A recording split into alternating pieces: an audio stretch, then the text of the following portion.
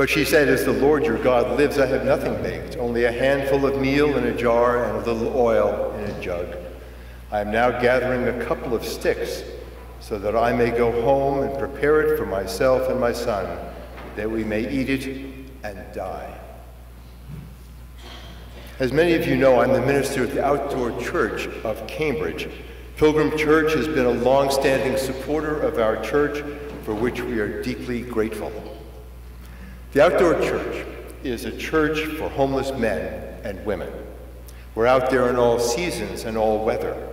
We reach out to men and women who, because of shame or embarrassment or hostility or illness, cannot or will not enter conventional churches.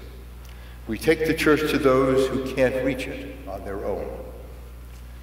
Nearly 10 years ago, I and Pat Zifkak, now an Episcopal Archdeacon, headed out to the Cambridge Common on a Sunday afternoon in June for our first prayer service. We took a metal cart with wheels for an altar cloth, little plastic cups, grape juice, and everything else we needed to conduct a service out there, and sandwiches and juicy juice boxes, too. The children from Christ Church, Cambridge, made ham and cheese, tuna, and peanut butter and jelly sandwiches for us. They still do. After the service, we gave out the sandwiches, together with the juice boxes, socks, toiletries, and cookies, and in the winter, gloves and hats and scarves. Now we have a prayer service in Porter Square as well, early Sunday morning under the big red mobile called Homage to the Wind at the intersection of Mass Avenue and Somerville Avenue. We have sandwiches and juice up there too, with donuts and coffee. We have a prayer service, Compline, at 240 Albany Street every Thursday night. 240 Albany Street is the only shelter in Cambridge where men and women who are drinking or using drugs can find shelter for the night. A lot of our people stay at 240 Albany Street, if they're indoors at all, and we try to stay in touch with them, especially if we've missed them on Sunday. Every Saturday, we spend some time with men panhandling along Mass Avenue near Alewife Parkway and at the Alewife Rotary near the T station.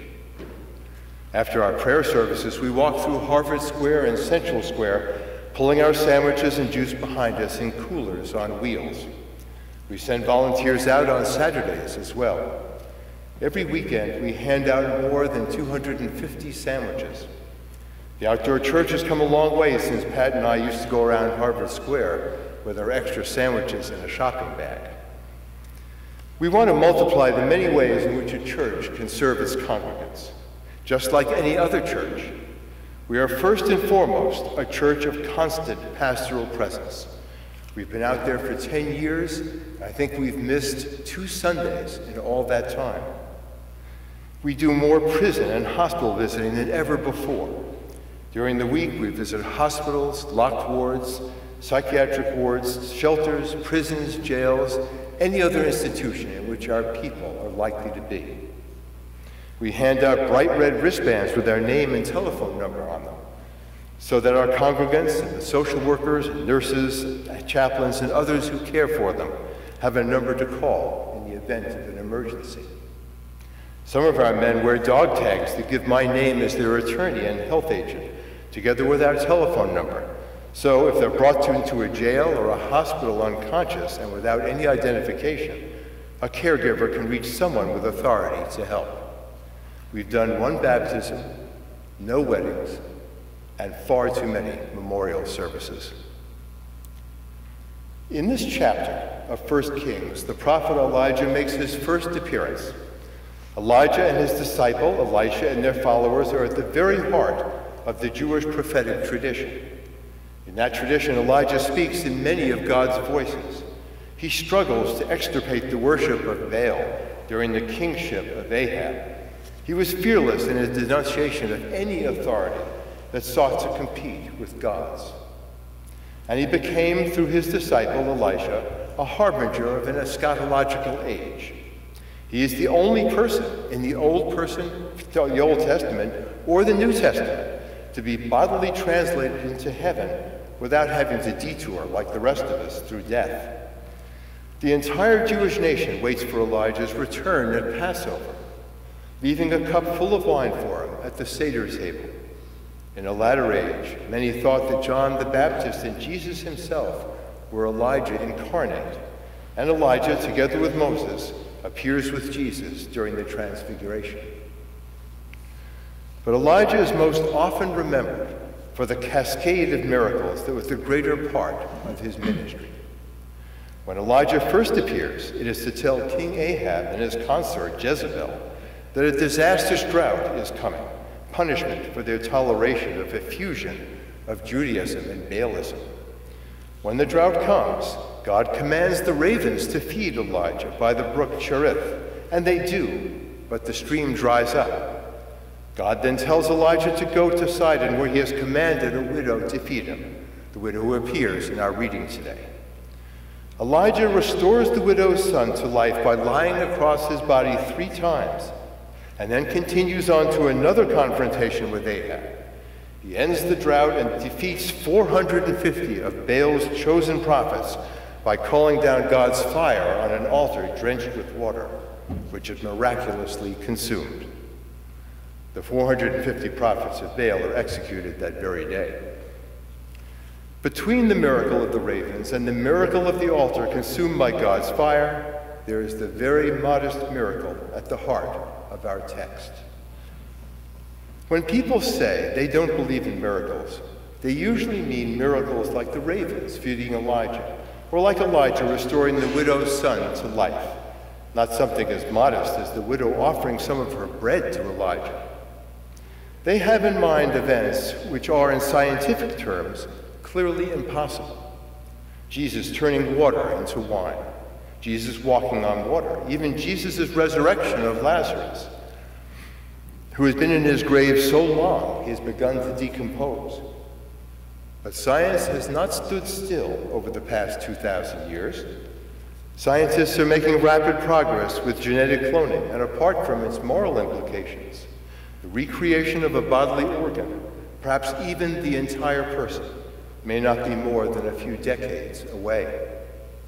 It's not impossible in the 21st century to imagine that science will soon find a rational explanation for all of the miracles in 1 Kings that once defied reason.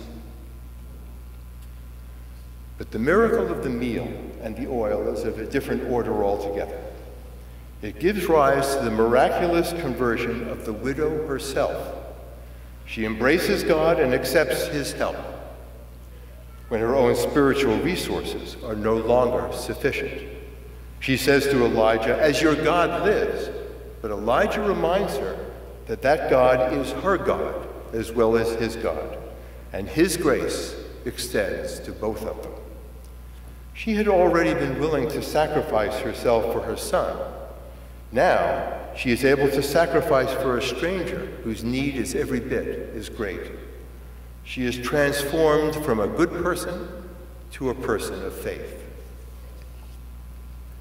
Elijah has saved her from the death of starvation that she expects from herself and her boy. But Elijah has also saved her from a spiritual death. When he first meets her, she is ready to die. When he leaves her, both she and her son have been reborn. Human character itself has been transformed. This is where the truly miraculous is to be found, in the transformation of human nature. This is the true province of faith. We expect that science will provide us with ever new technologies, but we don't expect science to tell us what to do with them. We expect that science will soon show us how to clone animals, but it cannot tell us if we should.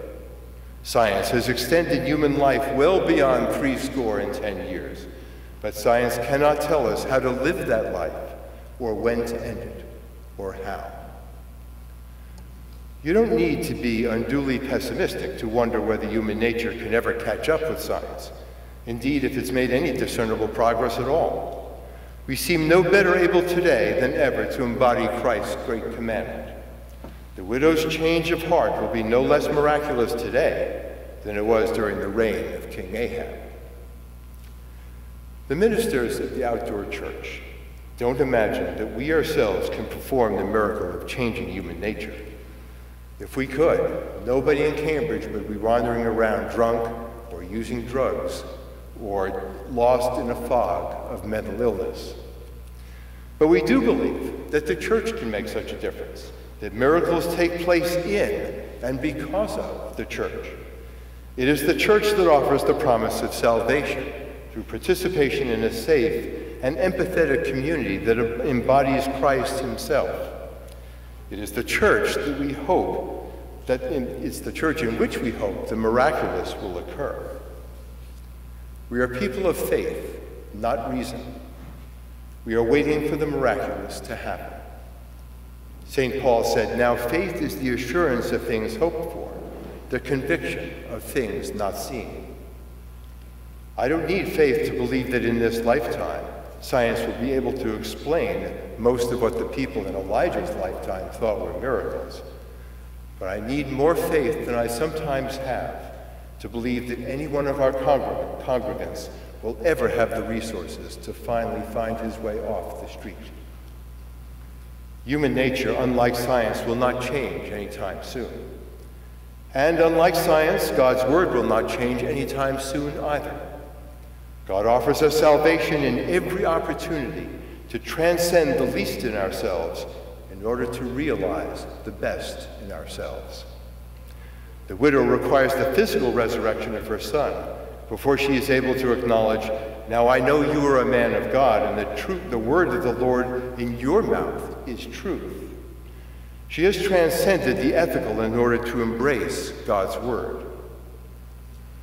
Like the widow, we don't always get it the first time or the second time. God's word is simple, but acts of discipleship are not. They depend upon a great and abiding faith, faith in what one may never see. Following God's word, as the miracle does, is asking for a miracle.